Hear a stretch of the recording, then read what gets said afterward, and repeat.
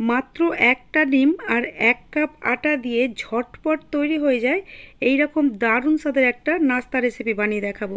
যে রেসিপিটা সকালের ব্রেকফাস্টে, বিকালের হালকা ফুলকা টিফিনে অথবা বাচ্চার টিফিন বক্সে দিতে পারো।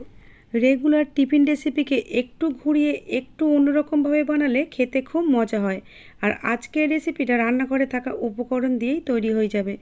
নমস্কার বন্ধুরা, বেঙ্গলি ওভেনে তোমাদের সবাইকে স্বাগত জানাই। আজকের টিফিন রেসিপিটা বানানোর জন্য আমি এখানে কিছুটা আটা নিয়েছি। এই আটার বদলে কিন্তু ময়দা বা হাফ আটা হাফ ময়দাও নেওয়া যাবে। আটার মধ্যে দিলাম স্বাদ মতো লবণ আর 1 চা চামচ রান্নার তেল। এই তেল আর লবণটা আটার সাথে খুব ভালোভাবে মিশিয়ে নিতে হবে। লবণ আর তেলটা খুব ভালোভাবে আটার সাথে মেশানো হয়ে গেছে। এখন অল্প অল্প করে জল অ্যাড করে এটাকে একটা ডো বানিয়ে নেব। আমরা যেভাবে রুটি মাখার আটা মাখি ঠিক সেইভাবেই ডোটা বানিয়ে নিতে হবে। একটু নরম করে ডোটা বানাতে হবে। দেখো ঠিক এরকম নরম করে বানিয়ে নিয়েছি। এখন এই মেখে নেওয়া আটার ডোটাকে ঢাকা দিয়ে 5 মিনিটের জন্য রেস্টে রেখে দিলাম। ততক্ষণ আমরা ভিতরে দেবার জন্য পুরটা বানিয়ে নেব। তার জন্য ওভেনে একটা কড়া বসিয়ে কড়াটাকে হালকা গরম করে নিয়ে এর মধ্যে দিয়ে দিয়েছি 1 টেবিল চামচ রান্নার তেল। তেলটাকে ভালো করে গরম করে নিয়ে এর মধ্যে হাফ চা চামচ গোটা জিরে দিয়েছি। জিরেটাকে ভালোভাবে ভেজে নিয়ে দিয়ে দিলাম কুচানো পেঁয়াজ। আমি এখানে দুটো মাঝারি সাইজের পেঁয়াজকে কুচি করে দিয়েছি আর সাথে দিলাম একটা কাঁচা লঙ্কা। এইবারে পেঁয়াজ আর লঙ্কাটা হালকা করে ভেজে নিতে হবে, বেশি ভাজার দরকার নেই। যখন পেঁয়াজগুলো হালকা ট্রান্সপারেন্ট হয়েছে তখন এর মধ্যে দিয়ে দিলাম কিছুটা কুচানো ক্যাপসিকাম আর সাথে দিলাম কিছুটা লবণ। এই সময় লবণটা দিলে পেঁয়াজ আর ক্যাপসিকাম খুব তাড়াতাড়ি সফট হয়ে গিয়ে তাড়াতাড়ি ভাজা হয়ে যাবে। এখন এর মধ্যে দিয়ে দিলাম 1 চা চামচ সবজি মশলা। এই সবজি মশলাটাকে খুব ভালোভাবে পেঁয়াজ আর ক্যাপসিকামের সাথে মিশিয়ে নিতে হবে। ফ্লেমটাকে এখন লো টু মিডিয়ামে রেখেছি। পেঁয়াজ আর ক্যাপসিকামগুলো কড়ার এক সাইডে সরিয়ে রেখে সামনের দিকটা একটু ফাঁকা করে নিয়ে এর মধ্যে হাফ চা চামচ তেল দিয়ে তেলটার মধ্যে দিয়ে দিলাম একটা কাঁচা ডিম। ডিমটাকে সরাসরি কড়ার মধ্যে ভেঙে না দিয়ে একটা বাটির মধ্যে ভেঙে তারপর দেবে। ডিমটা যদি খারাপ হয় তাহলে সরাসরি কড়ার মধ্যে ভেঙে দিলে পুরো পুরটাই নষ্ট হয়ে যাবে। এই ডিমের মধ্যে দিয়ে দিলাম অল্প একটু লবণ আর অল্প একটু গোলমরিচের গুঁড়ো।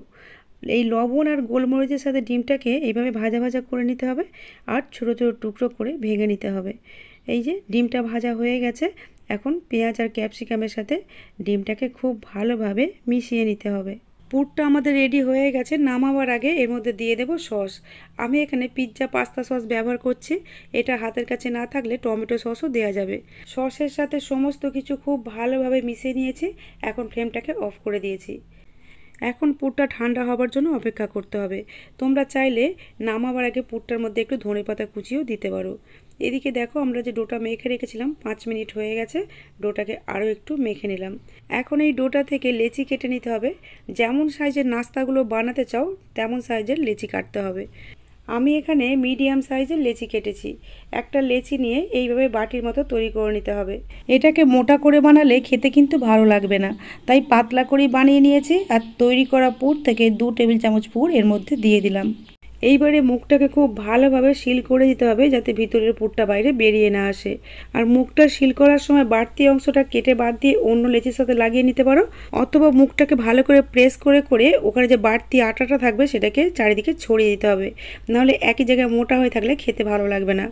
নাস্তাগুলো বানানোর সময় হাতে যদি লেগে লেগে যায় তাহলে হাতের মধ্যে অল্প একটু আটা ছিটিয়ে তারপর নাস্তাগুলো বানিয়ে নেবে, তাহলে আর কোনো অসুবিধাই হবে না।